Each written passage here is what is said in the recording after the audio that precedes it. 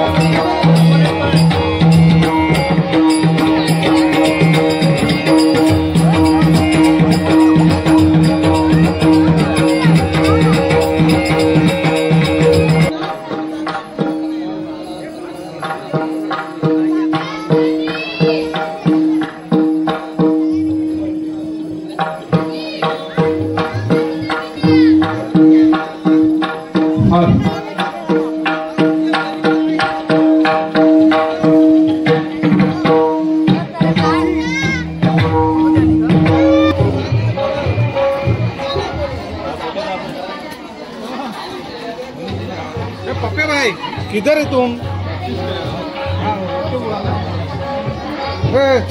ऊपर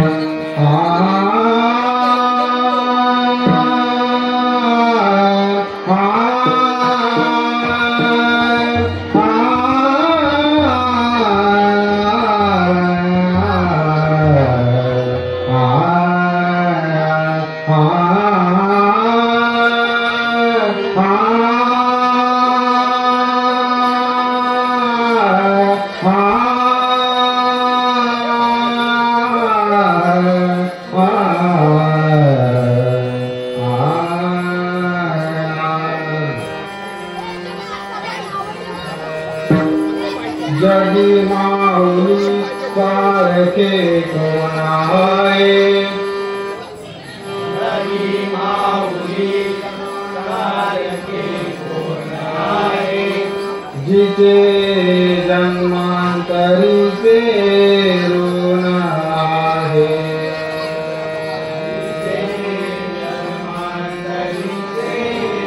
सह्याद्रीच्या कुशीत वसला गाव गोपेश्वर, सह्याद्रीच्या कुशीत वसला गाव गोपेश्वर, तिथे लागतो देवांचा दलित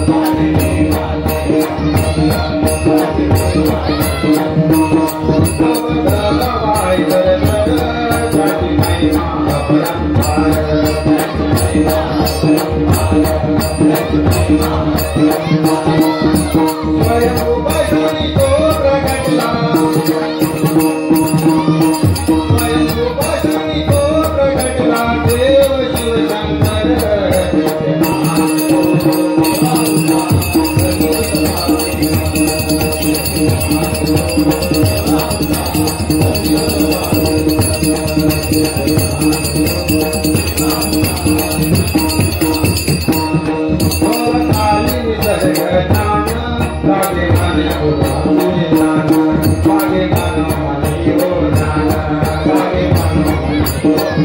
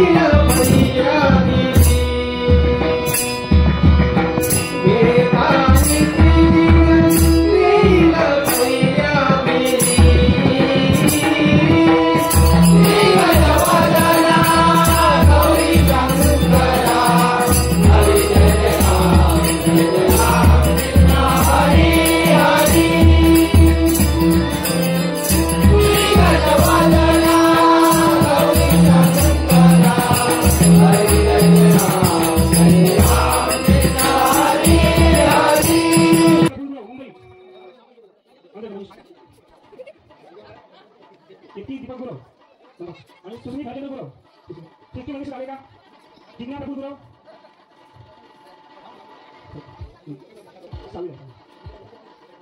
जिज्ञा प्रभू गुरव, अच्छा सृष्टी मंगेश सूर, ये घेऊन पाहिजे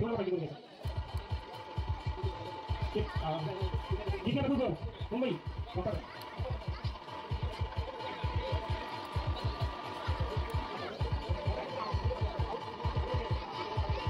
येता सातवी केतन केरुकुई विनायक गणपतसूर सनीश तुळशीदास गुरव, रागिनी रघुनाथ मांजरकर, केतन केरुकुई विनायक गणपतसूर, सनीश तुळशीदास गुरव, सनीश तुळशीदास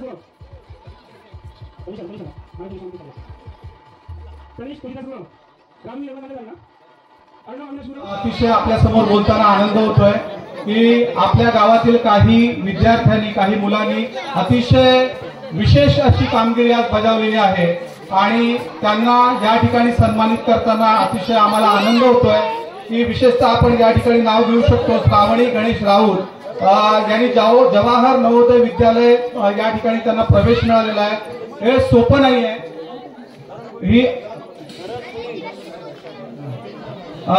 ही शारीरिक दृष्ट्या जरी अपंग असली तरी सुद्धा बौद्धिक दृष्ट्या इतर विद्यार्थ्यांपेक्षा कितीतरी पटीनं अशी हुशार विद्यार्थिनी आहे. जोरदार टाळ्याचं स्वागत करायचं आहे. या नवोदय विद्यालयामध्ये या विद्यार्थिनीची निवड झालेली आहे. ही जिल्ह्यातून तालुक्यातून एखाद्या विद्यार्थ्याची निवड होते. हे सोपं नाहीये एवढी निवड होणं. आणि या आपल्या श्रावणीची इच्छा आहे की कलेक्टर व्हावा अशी तिची इच्छा आहे. मी सर्वांच्या वतीनं प्रार्थना करतो देवाला की तिची इच्छा पूर्ण होऊ द्या म्हणून. मी या ठिकाणी आपले सन्मानची नाही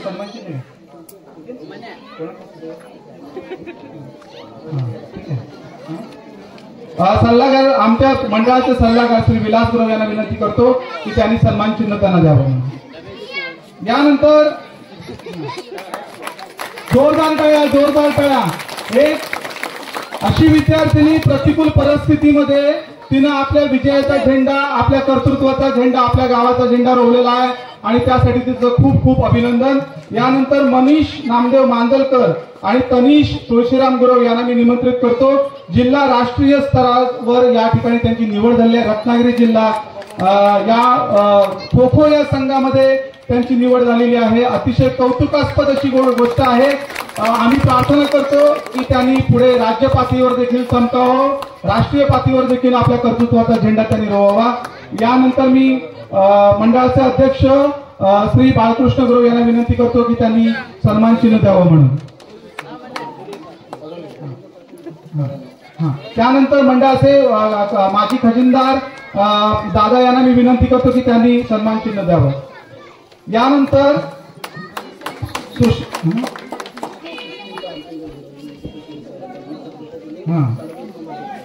सुष्मिता हरिश्चंद्र गुरव हिनं प्रज्ञाशोध परीक्षेमध्ये तालुक्यामध्ये प्रथम क्रमांक मिळवलेला आहे. आणि प्रज्ञाशोध परीक्षा म्हणजे या ठिकाणी जी विद्वान मुलं असतात, बुद्धिमान मुलं असतात, या बुद्धिमान मुलांचा शोध घेतला जातो. त्याचं कारण असं की बुद्धिमान मुलं ही आपल्या राष्ट्राची संपत्ती आहे. जसे आपले पैसे आपण संपत्ती मानतो, दागिने आपले संपत्ती मानतो, त्याचप्रमाणे जी हुशार मुलं असतात, जी देशाची संपत्ती समजली जाते आणि देशाची संपत्ती शोधण्यासाठी सरकारच्या मार्फत अनेक स्पर्धा परीक्षा ठेवल्या जातात आणि त्यापैकीच एक म्हणजे प्रज्ञाशोध परीक्षा. आणि त्यासाठी अतिशय सुंदर असं यश या ठिकाणी तिनं प्राप्त केलेलं आहे. त्याबद्दल सर्वांनी तिचं टाळ्या वाजून कौतुक करायचं आहे. आले का इथे? या ठिकाणी चूक आम्ही दुरुस्त करतो. सुष्मिता नसून हा सुष्मित आहे, तर माफी करा. याला खूप खूप आम्ही शुभेच्छा देतो सर्वांच्या वतीनं. आणि यानंतर गावचे गावप्रमुख श्री प्रकाश नाडणकर यांना विनंती करतो की त्यांनी सन्मान चिन्ह देऊन त्यांचा सत्कार करावा. यानंतर अनिकेत दोंडू मांजलकर, राहुल रमेश मांजलकर, देवेंद्र वसंत मांजलकर, दिनेश लक्ष्मण शिंदे यांनी एक असा प्रकल्प बनवला होता की आपण सगळे शेतकरी आहोत आणि आपली काजूबाग किंवा कलमबाग ही आपली शेती आहे प्रामुख्याने भातशेतीनंतर. तर यामध्ये त्यांनी संशोधन करून एक प्रकल्प सादर केला होता की काजूच्या बिया कशा सोलाव्यात आणि त्यांच्या या प्रयत्नाला जिल्ह्यात प्रथम क्रमांक मिळालेला आहे. त्याबद्दल जोरदार अभिनंदन. आपले चौघांनी व्यासपीठावर यायचे. या चौघांबरोबरच यांच्या आई वडिलांचे देखील कौतुक आहे की त्यांनी अशी मुलं घडवली आहेत आणि त्यांच्यासाठी प्रोत्साहन देतात. त्यांच्या आई वडिलांचंही कौतुक. मी तुळशीराम गुरव यांना विनंती करतो की त्यांनी या सर्वांना सन्मान चिन्ह देऊन त्यांचं स्वागत करा.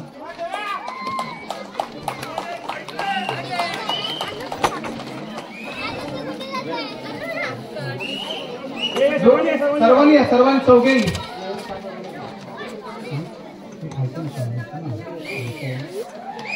यानंतर मानसी शंकर गुरव यांनी बी फार्मा पदवी प्राप्त केलेली आहे. एक मुलगी शिकली प्रगती झाली आपण म्हणतो. या मुलीनं अतिशय सुयश संपादलेला आहे. त्याबद्दल देखील आम्ही तिचे अभिनंदन करतो. मानसी शंकर गुरव कृपया व्यासपीठावर यावं. ओके, मानसी या ठिकाणी उपस्थित नाही आहे पण प्रतिनिधी म्हणून कोणी आलं तर चांगलं होईल. पटकन या. याच्यानंतर मी सुभाष गुरव यांना विनंती करतो की त्यांनी तिला सन्मान चिन्ह देऊन अभिनंदन करावं. यानंतर शेवटचे 2 सत्कार. आता ज्या सत्कारासाठी मी शेवटचा सत्कार आहे आणि अतिशय महत्वाचा सत्कार आहे आणि तो म्हणजे आपल्या आजच्या धोपेश्वर ग्रुप ग्रामपंचायतीचे उपसरपंच श्री नरेश सूद यांना मी निमंत्रित करतो व्यासपीठावर. त्यांनी व्यासपीठावर यावं. खरं तर आणखी एक आमची चूक मी या ठिकाणी मान्य करतो की या ठिकाणी आपल्याला खुर्ची उपलब्ध करून देणं आवश्यक होतं परंतु विसरलो आम्ही. थोडंसं समजून घे. 2 मिनिटं. नरेश हा आपल्या गावासाठी कायम धडपड करत असतो. आम्ही मुंबई मंडळाचे सर्व सदस्य कायम त्याला त्रास देत असतो. नरेश काय झालं, नरेश हे काय झालं, नरेश ते काय झालं. तुम्ही सुद्धा विकास कामाबद्दल नरेशला सातत्यानं तुम्ही त्याला गोड त्रास देत असता. तर नरेश आज आपल्या गावासाठी एक होतकरू पुढचा आपला भावी नेता आहे आपल्या गावचा आणि जो काही योगदान देतोय त्या योगदानाचा सन्मान म्हणून आपण सर्वांनी जोरदार टाळ्या वाजवून त्याचं स्वागत करायचं. जोरदार टाळ्या वाजवायचं.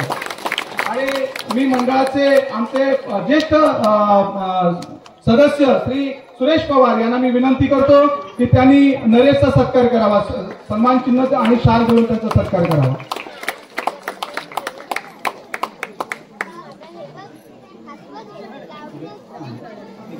दिवसाची सुरुवात होते सूर्याच्या सोनेरी किरणाने आणि कार्यक्रमाची सुरुवात होते ती दीप प्रज्वलनाने. आता दीप प्रज्वलन झालाय असं आपण मान्य करूया. आणि पुढचा कार्यक्रम तर पुढील भागामध्ये आपण पाहणार आहात नृत्य, त्याचबरोबर काही नाटक आणि बरंच काही. जर नवीन असाल तर चॅनलला सबस्क्राईब करा आणि त्याचबरोबर बेल आयकॉनला क्लिक करायला विसरू नका.